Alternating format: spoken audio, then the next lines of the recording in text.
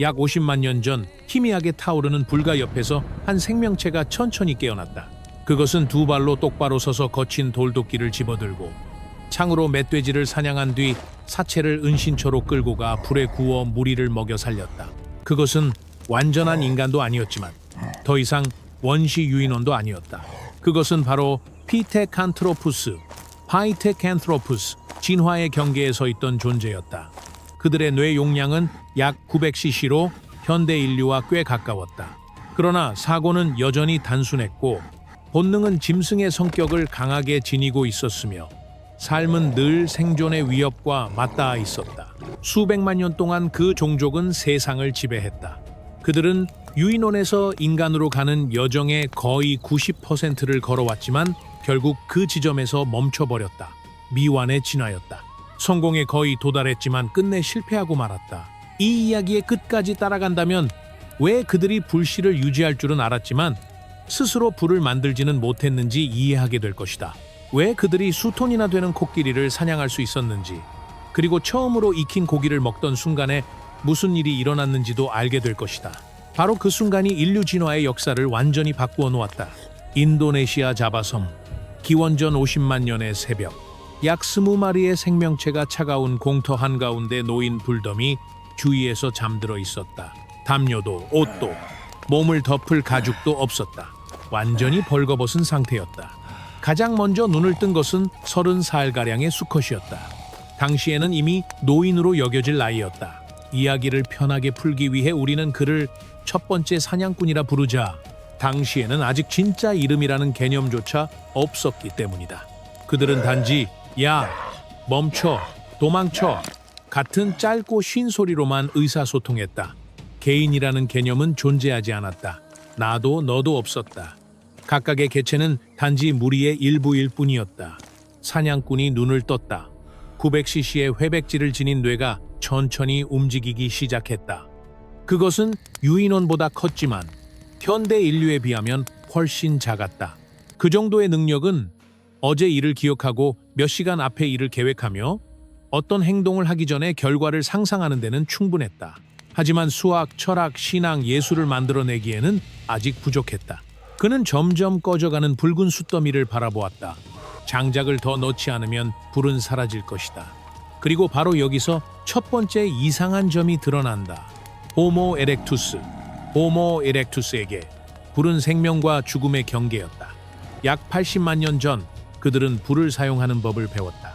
그들은 지구상에서 유일하게 불을 지키고 고기를 굽고 밤의 추위를 견디며 맹수를 쫓아낼 줄 아는 존재가 되었다. 그것은 진정한 혁명이었다. 하지만 아주 큰 문제가 하나 있었다. 그들은 불을 만드는 방법을 전혀 몰랐다. 최초의 사냥무리는 강가에 마른 나무의 벼락이 떨어진 뒤 처음 불을 발견했다. 그들은 겁에 질린 채 달려가 불붙은 나뭇가지를 은신처로 가져왔고 그 순간부터 계속 불씨를 유지해왔다. 하루 24시간 내내 반드시 누군가가 불을 지켜야 했다. 계속 마른 나무를 넣고 바람을 불어넣어 불이 꺼지지 않게 해야 했다. 만약 불이 사라진다면 모든 것이 끝장이었다. 또 다른 폭풍우를 기다려야 했기 때문이다.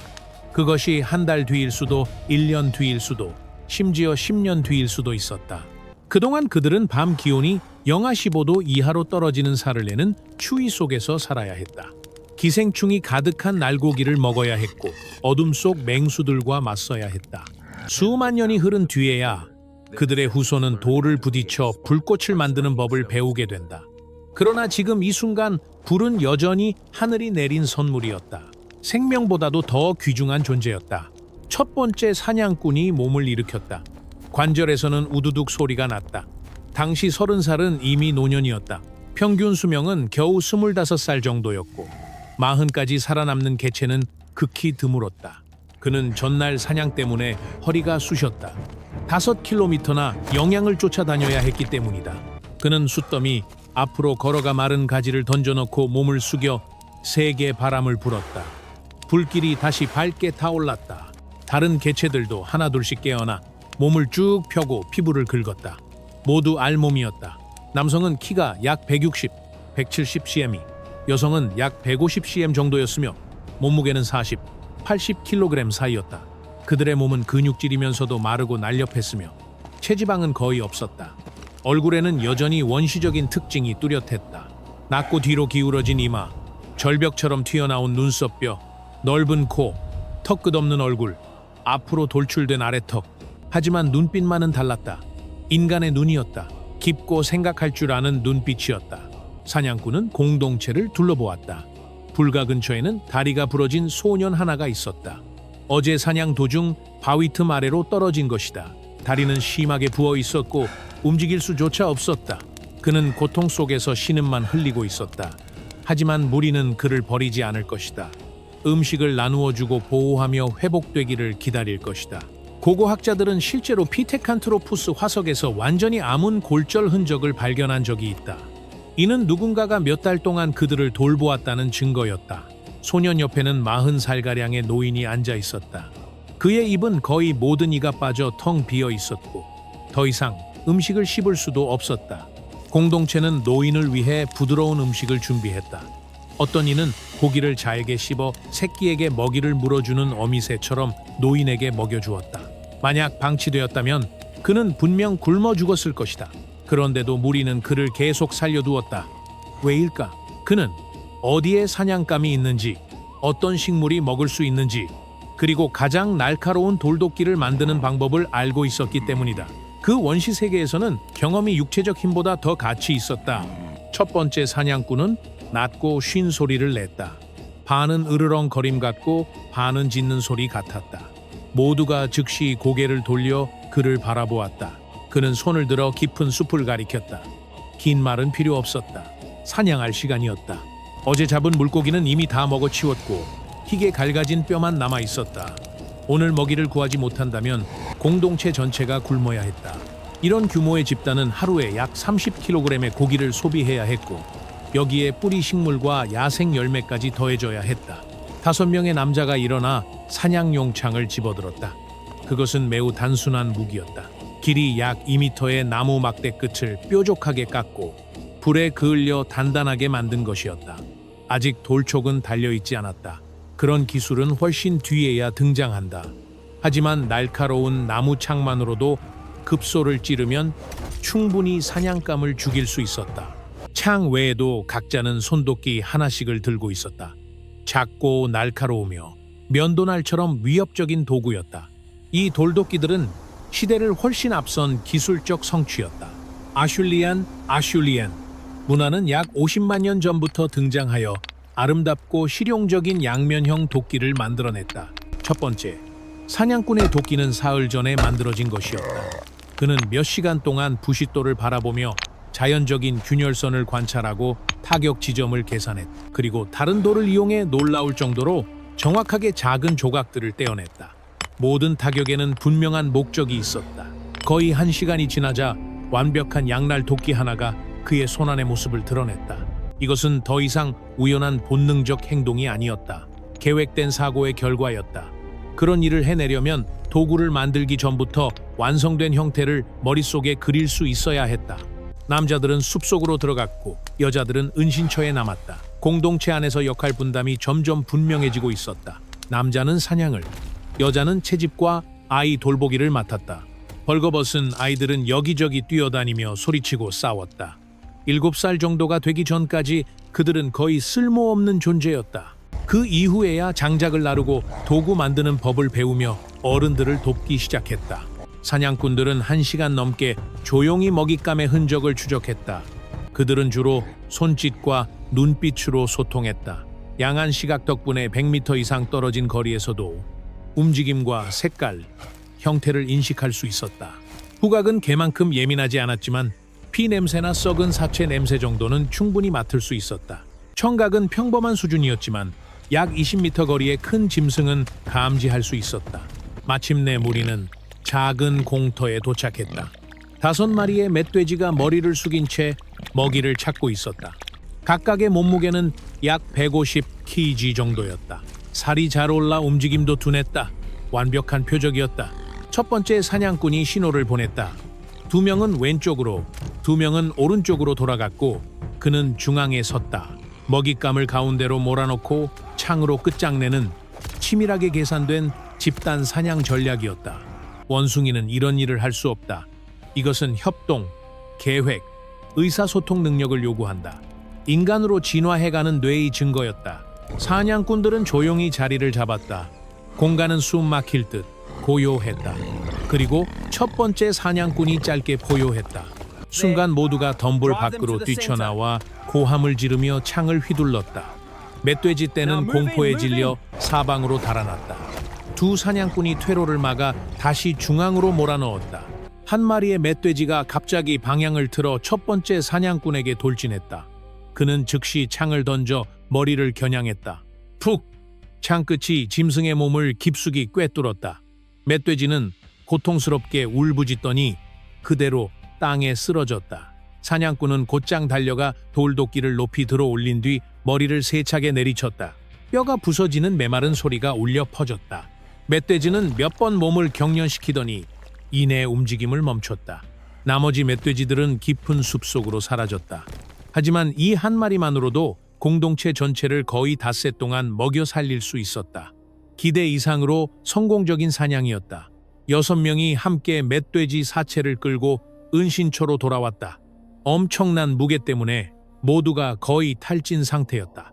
불가에 도착하자 공동체 전체가 환호성을 질렀다. 원시적인 승리의 함성이 터져 나왔다. 그 다음은 지위에 따른 음식 분배 의식이었다. 우두머리는 가장 좋은 부위, 지방이 많은 가슴살을 받았다. 경험과 힘을 가진 자들은 불 가까이 앉아 더 좋은 고기를 받았다. 첫 번째 사냥꾼은 지도자는 아니었지만 매우 존경받는 존재였기에 큰 뒷다리 고기 한 조각을 배정받았다. 여자들은 돌칼로 고기를 해체하기 시작했다. 가죽이 벗겨지고 내장이 꺼내졌으며 붉은 살점들이 큼직한 덩어리로 잘려나갔다. 일부 고기는 뜨거운 숯 위에 바로 올려지고 그 위를 푸른 나뭇가지로 덮었다. 지글지글 타오르는 기름 소리가 계속 들려왔다. 향긋한 연기가 불더미 위로 자욱하게 피어올랐다. 구운 고기 냄새가 사방으로 퍼져나갔다. 첫 번째 사냥꾼의 배는 굶주림으로 뒤틀렸다. 마지막으로 음식을 먹은 건 어제 아침이었다. 그 이후 그는 물만 마셨다. 약 20분 뒤 고기가 꺼내져 모두에게 공평하게 나누어졌다. 그리고 마침내 인류 역사상 가장 중요한 순간 중 하나가 찾아왔다. 첫 번째 사냥꾼은 뜨거운 고기 조각을 손에 들고 몇 번 가볍게 불어식힌 뒤 크게 한 입 베어 물었다. 바로 그 순간 그는 자연 속에서는 결코 존재하지 않았던 맛을 느꼈다.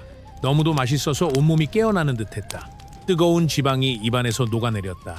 믿기 어려울 만큼 부드럽고 진한 맛 그리고 촉촉한 육즙이 퍼졌다.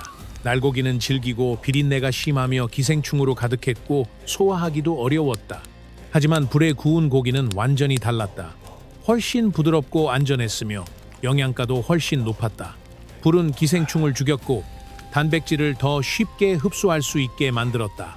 덕분에 몸은 훨씬 적은 노력으로 더 많은 에너지를 얻을 수 있었다.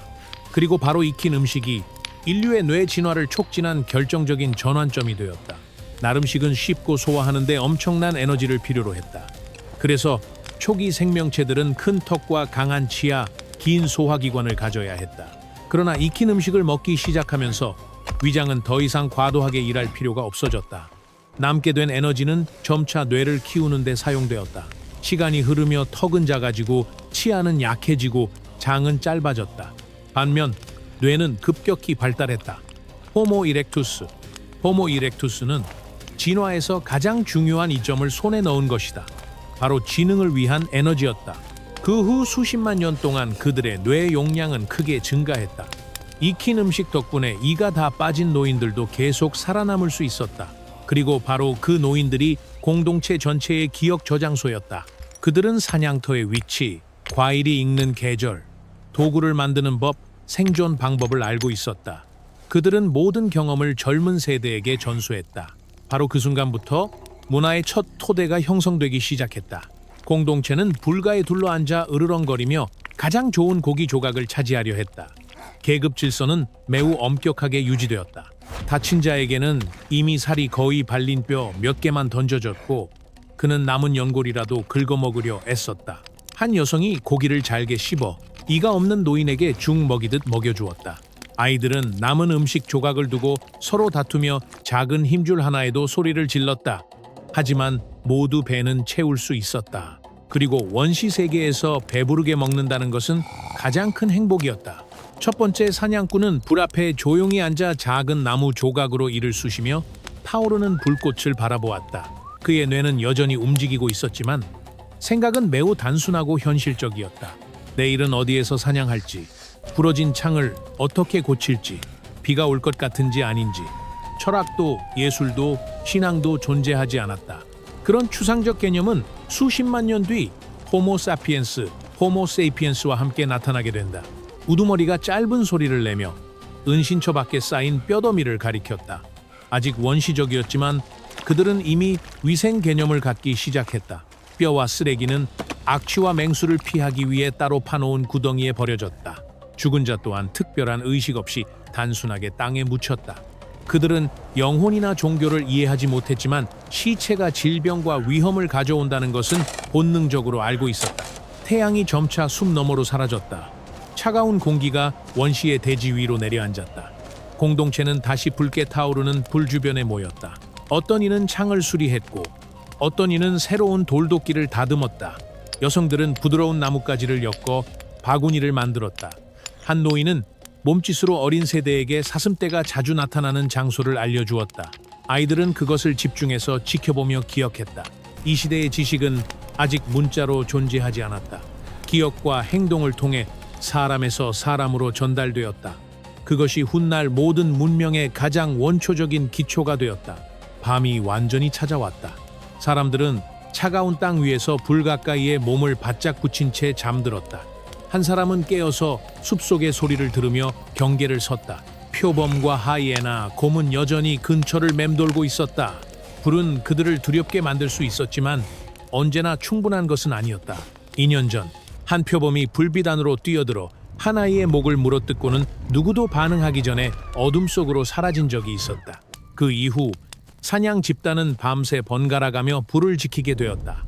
첫 번째 사냥꾼은 몸을 웅크린 채 꿈없는 깊은 잠에 빠져들었다. 내일도 또 다른 반복이 이어질 것이다. 사냥하고 먹고 살아남는 일. 그들에게 먼 미래라는 개념은 존재하지 않았다. 한 달 뒤라는 시간조차 너무 추상적이었다. 그들에게 존재하는 것은 오직 현재뿐이었다. 오직 오늘만이 존재했다. 호모 에렉투스는 거의 100만 년 가까이 존재했다.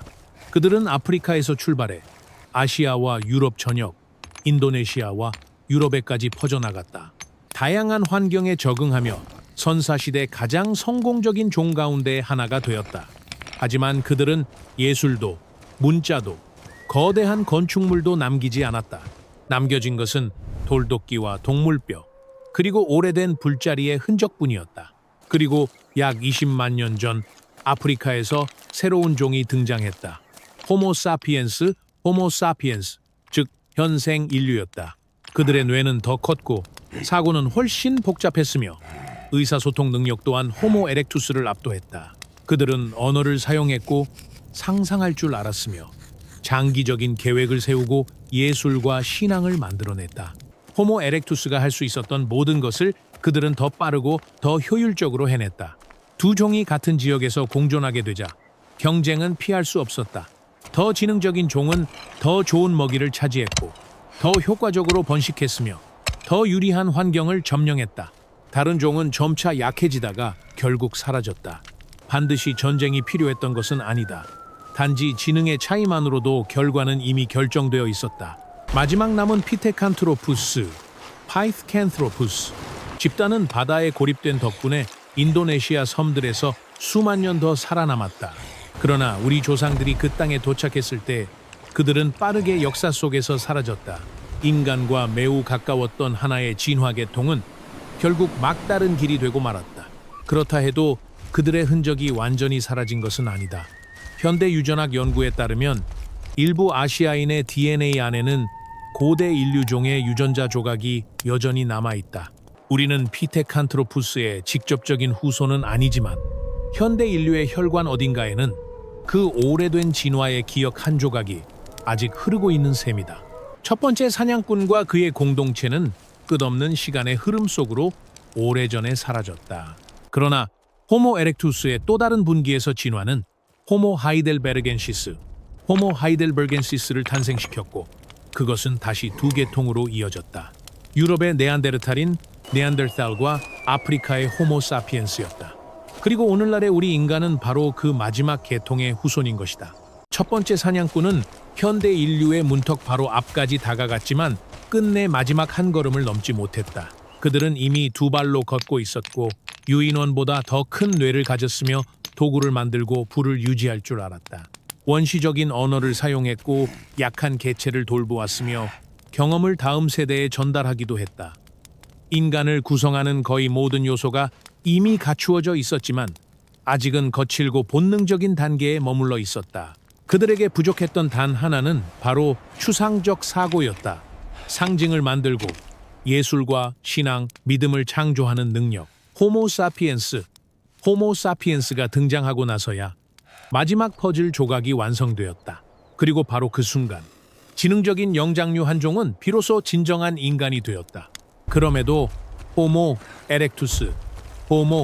에렉투스는 인류 문명의 첫 토대를 세운 존재들이었다. 그들은 최초로 불을 통제했고 집단 사냥을 조직했으며 부상자를 돌보고 세대를 넘어 지식을 전달했다. 만약 그들이 존재하지 않았다면 오늘날의 인류 역시 존재하지 못했을지도 모른다. 그들은 진화의 길 대부분을 개척했다.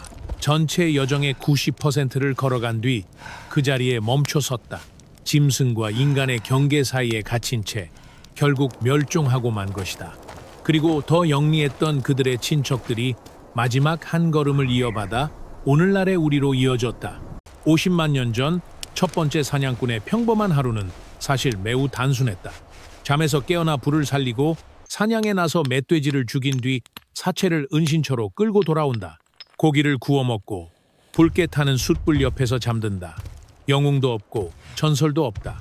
끝없이 반복되는 생존의 투쟁뿐이었다. 하지만 바로 그 평범한 나날들이 인간 사회의 첫 기초를 만들어냈다. 공동체, 의사소통, 기술, 문화. 오늘날 인류가 가진 모든 것은 그 원시의 불가에서 시작되었다. 첫 번째 사냥꾼은 자신이 거대한 진화의 과정 속에 있다는 사실을 전혀 알지 못했다. 그는 단지 먹이를 찾고 맹수에게 잡아먹히지 않기를 바랐을 뿐이다. 하지만 그와 같은 이름 없는 수많은 인간들이 조용히 쌓아 올린 토대 위에 훗날 도시와 과학, 예술, 우주선, 인터넷, 심지어 유튜브까지 세워졌다. 셋 이상조차 제대로 셀 수 없었던 존재들이 결국 현대 문명의 기반을 만든 셈이다. 이제 당신은 파이드칸트로푸스의 삶이 실제로 어떠했는지 이해하게 되었다. 교과서 속 멍청한 원숭이도 아니고 영화 속 고귀한 야인도 아니었다. 그들은 그 중간 어딘가에 존재했다. 두 세계 사이에 갇힌 지능적인 영장류, 호모사피엔스에 거의 도달했지만 마지막 한 걸음이 부족했던 존재였다. 만약 단 하루라도 피테칸트로푸스처럼 살아야 한다면 당신은 견딜 수 있을까? 나무창으로 멧돼지를 사냥하고 양념 없는 구운 고기를 먹으며 차가운 땅바닥 위에서 잠들고 수년 동안 단 한순간도 불이 꺼지지 않도록 지켜야 한다. 그것은 모험이 아니다. 그것이 바로 우리의 먼 조상들이 살아낸 현실이었다. 그리고 어쩌면 오늘 밤 호모 에렉투스가 당신의 꿈속에 나타날지도 모른다. 키는 거의 170cm에 이르고 낮은 이마와 두꺼운 눈두덩, 맹수 같은 깊은 눈빛을 지닌 존재. 그는 침대 옆에 조용히 앉아 밤새 당신을 바라볼 것이다. 자신의 후손이 왜 이렇게 이상한 존재가 되었는지 이해하려 애쓰면서 너희는 불가 대신 따뜻한 방에서 잠을 잔다.